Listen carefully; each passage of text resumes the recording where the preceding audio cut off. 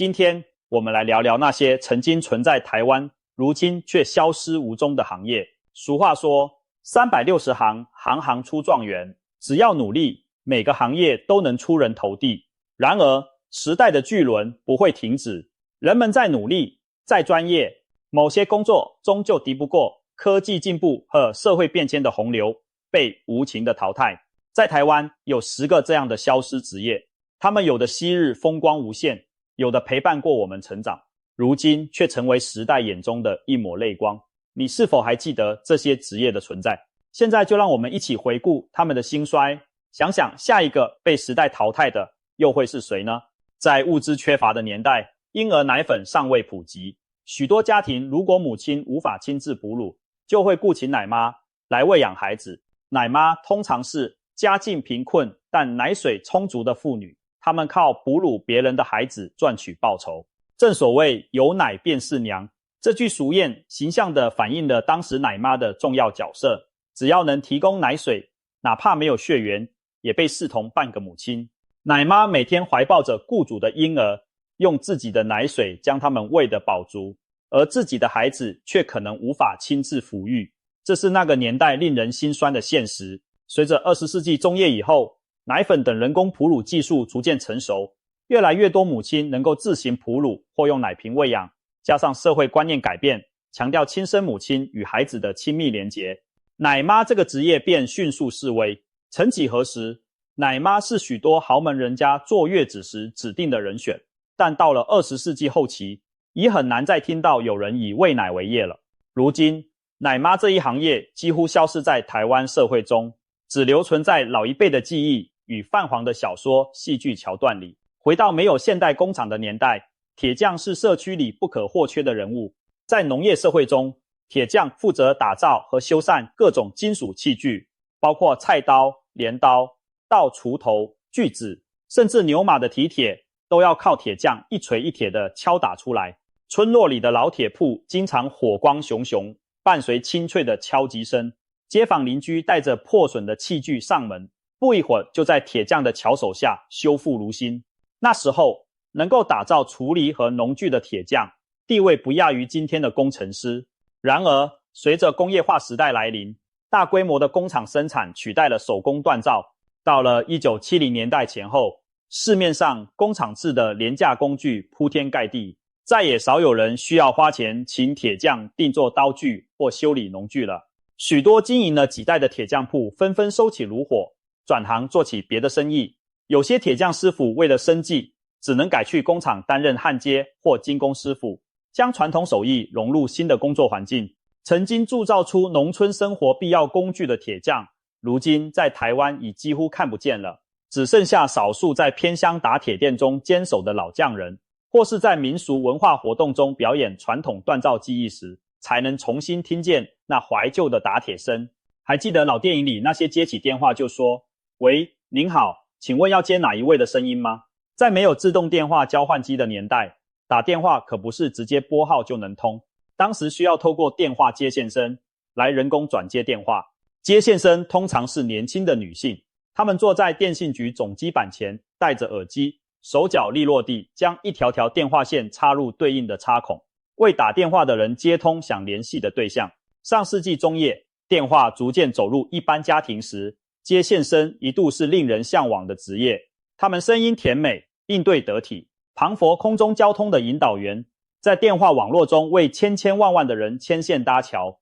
然而，自动交换技术的发展很快改变了这一切。1960年代后期开始，机械和电子自动交换机陆续引进台湾，人们拨号可以自动接通，不再需要人工接线。到了1970年代末期，多数市话通讯已实现自动化，曾经忙碌的接线生们逐渐被取代。他们有人转任电话客服或其他行政工作，但那种在总机板前飞快穿梭接线的风景，却从此成了历史画面。现今我们已经难以想象，拨个电话还需要他人连接，而电话接线生这个职业也早已消失在时代洪流中，只剩下老唱片里留存的那一声声“您好，请稍后”，让人怀念。在电脑普及之前的年代，会熟练使用打字机是一种令人称羡的技能，而打字员就是当时办公室里的重要人才。那时的政府机关、公司行号都设有专门的打字房或打字组，聘请速度快又准确的打字员负责文件输出。他们手指在打字机键盘上飞舞，打出一行行工整的文字，清脆的机械键机声此起彼落，成了办公室的背景音。对于许多女性来说，打字员是一份体面又稳定的工作，需要专业的培训，熟记键盘排列，练就每分钟敲出数十字不出错的功夫。在繁忙时，打字员们甚至要同时听着口述，一面飞快地将长篇内容敲打成文。然而，科技的进步再次改变了一切。从1980年代开始，个人电脑和中文输入法逐渐推广，每个职员都有了自己的电脑，可以自行输入文件，不再需要仰赖他人代劳。传统的打字机被电脑印表机取代，昔日忙碌敲打键盘的专职打字员慢慢地退出了办公室的编制。到了21世纪初，就算是老人家也开始学会用电脑打字，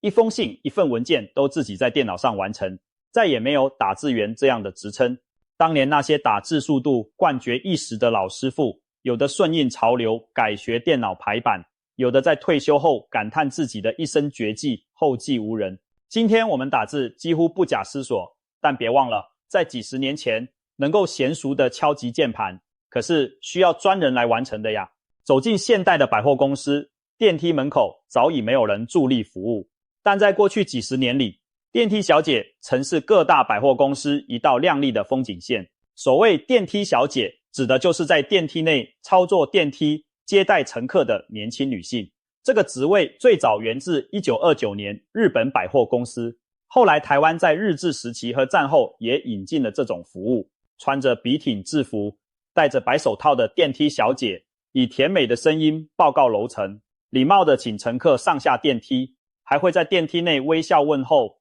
留下专业且亲切的印象。在60、70年代，担任电梯小姐可是非常风光的职业，甚至被称为路上空姐。竞争激烈，录取不易，要求仪态训练，应对能力一流。一些年轻女孩把成为电梯小姐视作梦想，就像现代女孩向往当空服务员一般。然而，科技的发展再次宣告了这份工作的命运。随着自动电梯的普及，电梯可以自行停靠各楼层，不需要人工操作。再加上人事成本考量，到了1980年代之后，多数百货公司开始取消电梯服务员这个职位。少数企业出于服务传统，暂时保留了电梯小姐，但也多作为行销噱头或特殊活动的一部分。时至今日，在台湾要再遇见电梯小姐几乎是不可能的事了。大部分电梯只有冰冷的语音广播报告楼层，没有笑容可掬的服务人员陪伴左右。曾几何时，让乘客宾至如归的电梯小姐，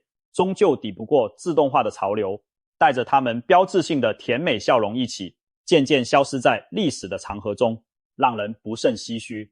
在尚未全面自动化售票的年代，搭乘公车可不像今天这样上车刷卡那么简单。50到70年代时，台湾的市区公车上常常有一对黄金搭档，一位是专注开车的司机，另一位就是穿着制服、背着票夹的车长小姐。车长小姐的职责包括检票、验票、为乘客报站，必要时还得挥动小旗或吹哨子，提示司机发车或停车。在某些长途路线上，他们甚至要为乘客奉茶递毛巾，服务周到程度不输铁路乘务员。那个年代，车长小姐和电梯小姐一样，是许多年轻女性向往的工作。不仅要求长相端庄、谈吐得体，还得腿力好、记忆力强，在颠簸的车厢中灵活穿梭，服务乘客。当时的人们形容车长小姐是公车上的空姐，可见其光鲜形象。然而，进入1990年代后，公车运输业出于人力成本含效率的考量，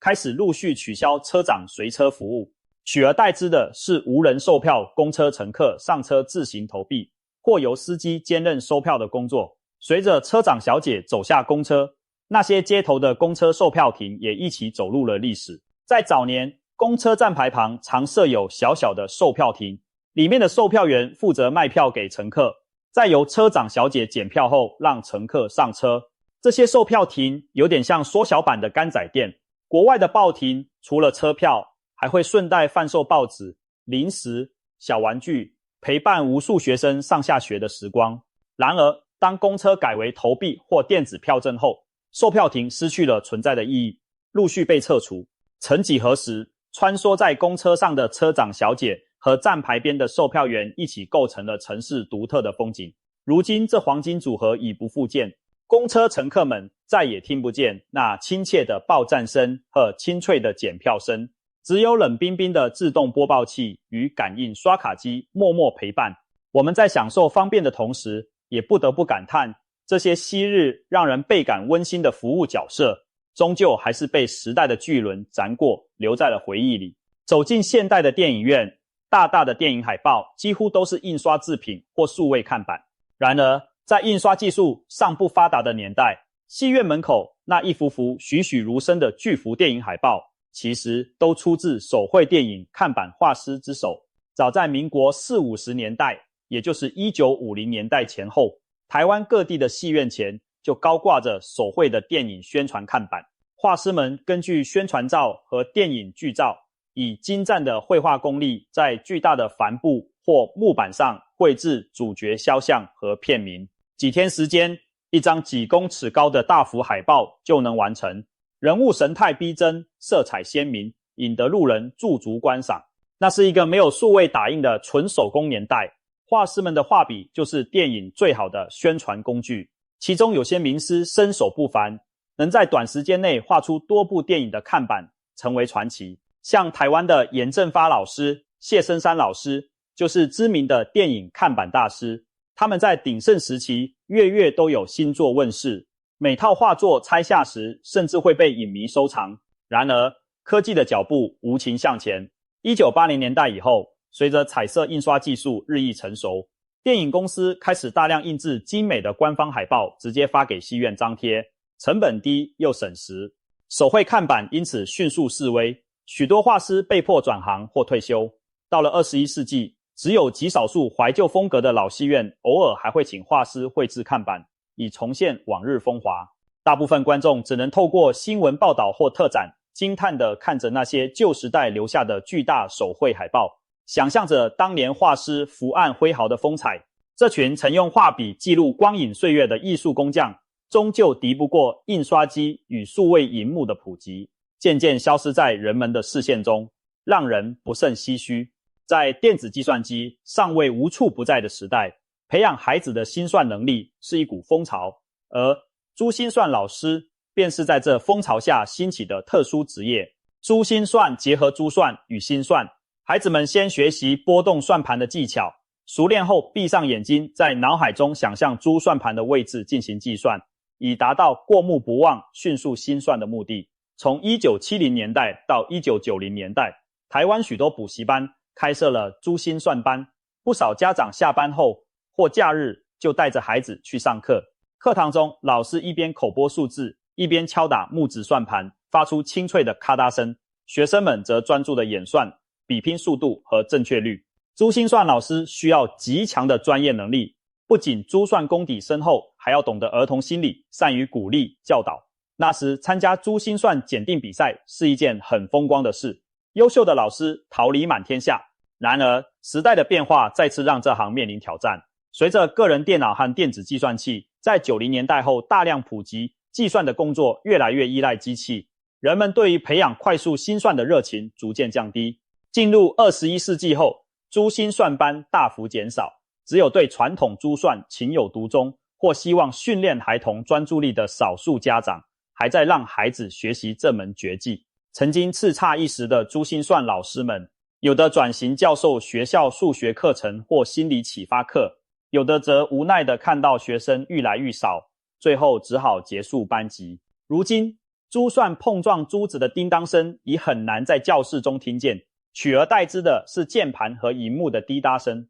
珠心算老师这个职业虽未完全绝迹，但已大不如前，彷佛走在消失的边缘。对今天的年轻人而言，要看电影、追剧，只要打开串流媒体平台即可。但在网际网络尚未发达的年代，想要观赏影片或阅读漫画小说，得亲自跑一趟街角的出租店。在1980到2000年代，台湾各地遍布着大大小小的录影带出租店和小说漫画出租店，店员们忙着为顾客推荐最新上架的电影，或帮常客留一套热门的连载漫画。那时候，每到假日黄昏，就可以看到一家大小在出租店精挑细选影片的场景。小孩兴奋地抱着卡通录影带，年轻人租几张最新的电影光碟，长辈们则挑选连续剧合集回家慢慢看。出租店店员不仅负责租借、收发录影带或光碟，还经营与顾客之间的熟稔情谊，